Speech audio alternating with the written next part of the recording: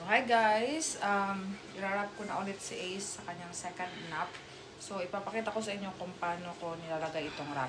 So, I think lahat ng wrap is merong ganito, yung logo. So, yan ang yung ilalagay mo under the breast. Tapos, i-X mo siya dyan. And then, ilagay mo sa taas. Yun yan. Tapos, ito, ilagay mo siya dito sa harap. Ayan. So, ito yung left ko. Ang ginagawa ko is right over left. So, naka-mirror kasi ito. Parang nasa harapan ko kayo. So, akin is right.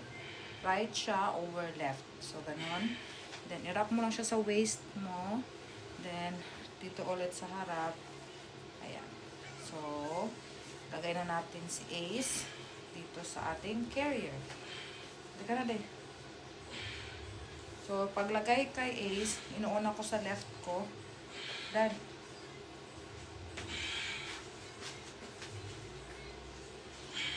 Ayan. So, naka-block din si Ace. So, ito si Ace. Lagay ko siya dito sa left ko muna. Ayan, yung isa. And then, spread ko na siya sa ayan. Tapos, ayan, nakasecure na. Ilipat ko siya sa kabila. Tapos, lalagay ko na ulit siya sa kabila. Pati yung kamay niya, huwag kalimutan. Tapos, i-wrap mo ulit siya. Put your head on. So, ayan.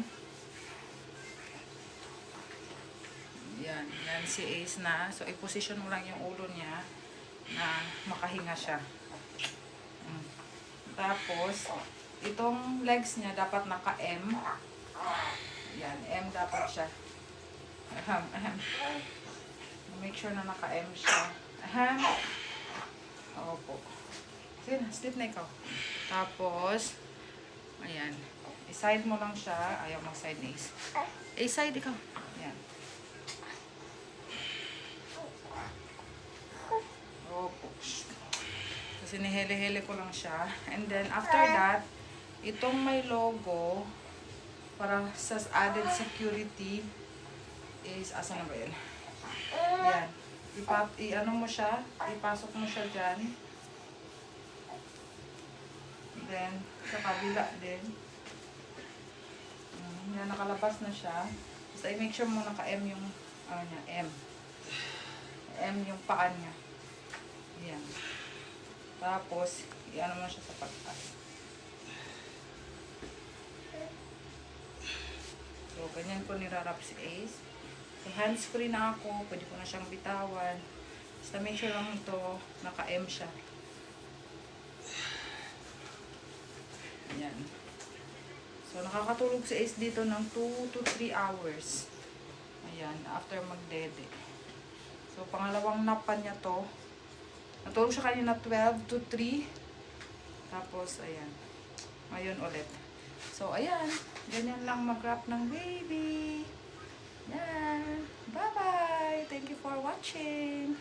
God bless. Say God bless, anak. God bless.